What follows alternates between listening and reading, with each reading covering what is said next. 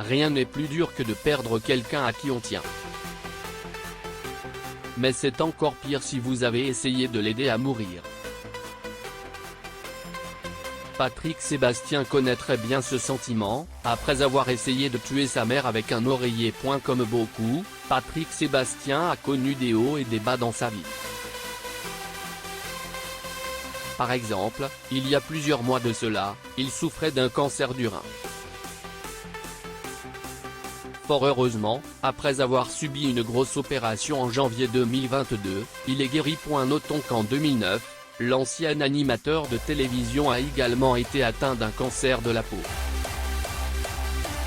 Néanmoins, il s'est battu jusqu'au bout et s'est rapidement tiré d'affaire, comme il le révèle dans son livre Dehors, il fait beau. Nul doute que le chanteur a beaucoup souffert durant ces épreuves. Toutefois, cela n'est rien comparé à ce qu'il a vécu après la disparition de sa mère, celle qu'il a toujours considérée comme la femme de sa vie. L'enfance difficile de Patrick Sébastien, sa vie avec sa mère. Visiblement, Patrick Sébastien n'est pas un homme très avare de confidences. Et à juste titre, car ces derniers mois, le célèbre animateur fait des révélations étonnantes et parfois même choquantes dans chacune de ses interviews. Ce fut le cas lorsqu'il était l'invité de France Bleu.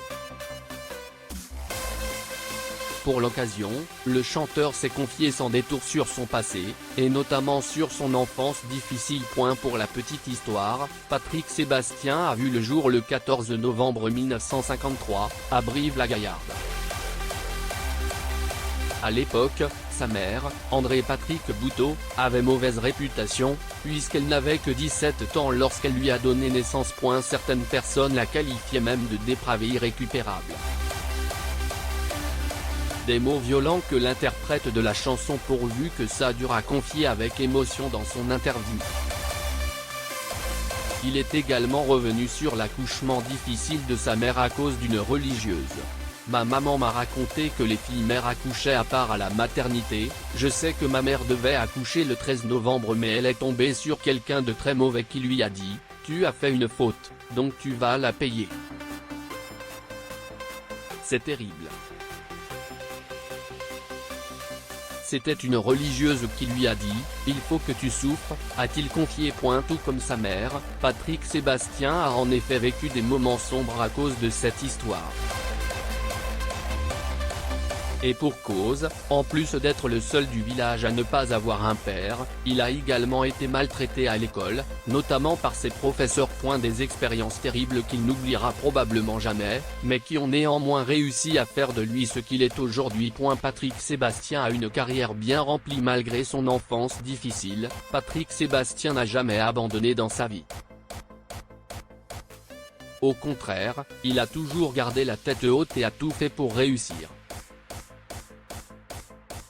Et ce, même s'il a dû traverser un long chemin. Pour rappel, Patrick Sébastien était encore jeune lorsqu'il a développé une passion pour la comédie. Il montait alors des sketchs devant sa famille et ses amis.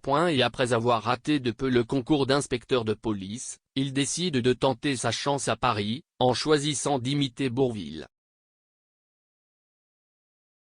C'est un succès, puisque grâce à son talent d'imitateur, le jeune homme parvient à convaincre le directeur d'un petit cabaret parisien, qui l'engage alors. Petit à petit, il commence à se faire remarquer, et finit par se produire dans plusieurs cabarets.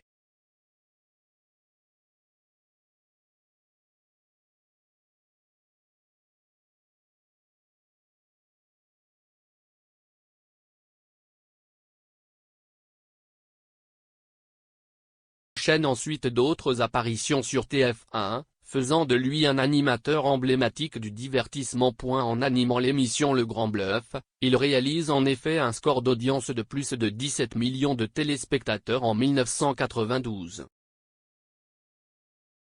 L'un de ses plus grands succès sur la chaîne, avant de rejoindre France 2. En parallèle à sa carrière d'animateur, le natif de Brive-la-Gaillarde se lance également dans la musique. Ainsi, depuis les années 80, il a sorti une vingtaine d'albums, dont Le Roi de la Fête, Pochette Surprise ou encore Ça va être la fête. Bourreau de travail, le célèbre artiste est en même temps l'auteur de plusieurs livres tels que Tu m'appelles en arrivant, Le secret des cigales, Au bonheur des âmes et beaucoup d'autres. Bref, professionnellement parlant, il faut dire que Patrick Sébastien est un homme accompli.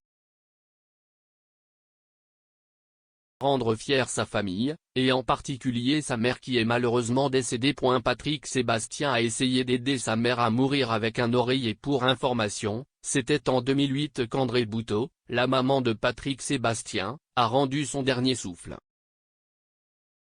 Elle est décédée à l'âge de 73, des suites d'une longue maladie. Une dure épreuve que l'interprète de la chanson Les années bonheur n'oublie sans doute jamais. D'autant plus que la femme qu'il avait mis au monde avait beaucoup souffert avant de s'en aller. D'ailleurs, c'est à cause de ces souffrances que l'ancien animateur a tenté un jour, avec désespoir, d'ôter la vie de sa mère, comme il l'a révélé dans les colonnes de gala. Ma mère qui était une femme extrêmement vivante s'est traînée pendant 4 ans, d'hôpitaux en hôpitaux.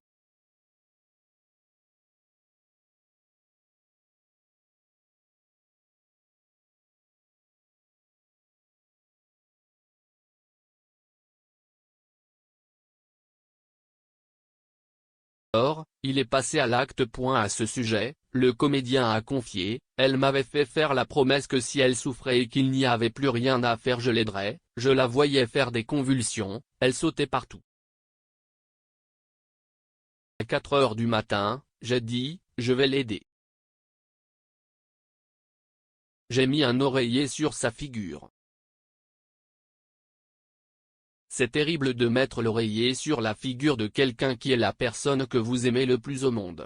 Aujourd'hui, l'acteur se souvient encore de ce moment. D'ailleurs, il éprouve encore un grand regret, bien qu'il n'ait pas réussi à ôter la vie de sa mère. Je me demande quel est mon plus grand regret? Si c'est d'avoir fait le geste ou de ne pas l'avoir fait jusqu'au bout, c'est-à-dire de ne pas avoir tenu ma promesse, s'est-il demandé. Notons que sa mère a perdu la vie quelques heures après son décès.